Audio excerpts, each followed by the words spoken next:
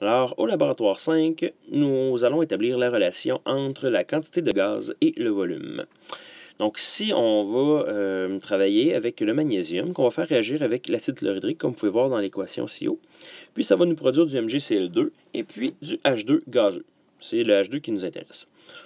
Ici, comme le magnésium est très très léger, on en a pesé 1 mètre, puis maintenant qu'on sait combien 1 mètre pèse, ben vous allez mesurer la longueur de votre bandelette de magnésium. Vous en avez toutes des longueurs différentes.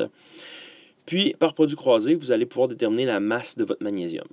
Puis une fois que tu connais la masse, ben avec la masse molaire, tu sais maintenant combien de moles de magnésium tu fais réagir, puisque le magnésium va réagir au complet.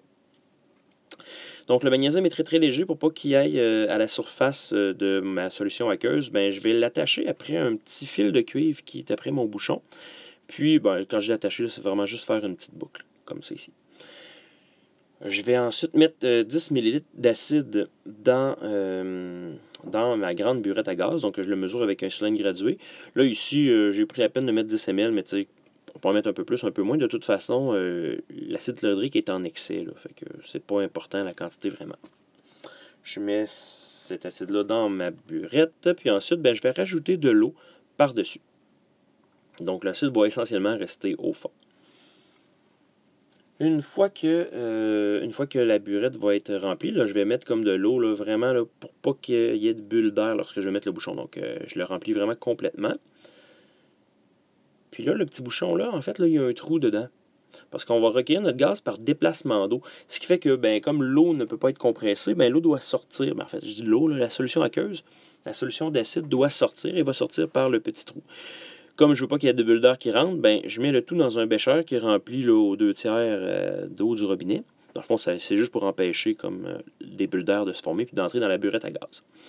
Donc ici, je vais accélérer un peu la vidéo là, pour question que ça aille plus vite. L'acide va descendre le long de la burette puis va venir réagir avec le magnésium. On voit là, ici, là, des petites bulles de gaz commencer à se former. Ben, c'est le début de la réaction chimique qui va se produire. Puis ben, dans le fond, cette réaction-là va s'arrêter quand il ne restera plus de magnésium. Bon, comme chaque équipe a une bandelette d'une longueur déterminée, ben, vous allez avoir juste une mesure de quantité de gaz avec juste un volume. Donc, c'est pour ça qu'ici, on va partager tout le monde nos résultats. Question d'avoir différents volumes de gaz avec différentes quantités de gaz produites.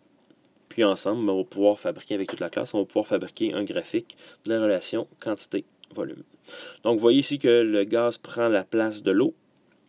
L'eau va sortir de la burette à gaz par le petit trou dans le fond. On voit d'ailleurs qu'on perd un petit peu de bulles. Hein.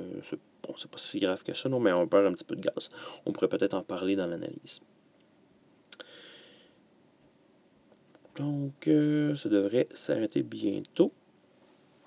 On voit que la réaction est terminée. Hein. Il y a plus de production de gaz. Puis on va aller voir ici, là, il n'y a plus de magnésium du tout. Si je donne des petits coups, là, juste pour déloger les bulles qui sont logées là, sur les parois de la burette. On voit qu'il n'y a plus de magnésium, donc le magnésium a réagi au complet. C'est ce qui nous permet finalement de faire notre stoichiométrie. Donc, il me reste juste à mesurer le volume. Attention, hein, sur la burette, les quantités les mesures sont inversées. Donc ici, on voit qu'on a 40,8 ml de gaz pour 3 cm de magnésium. Donc tout ce qu'il me reste à faire, c'est mes calculs.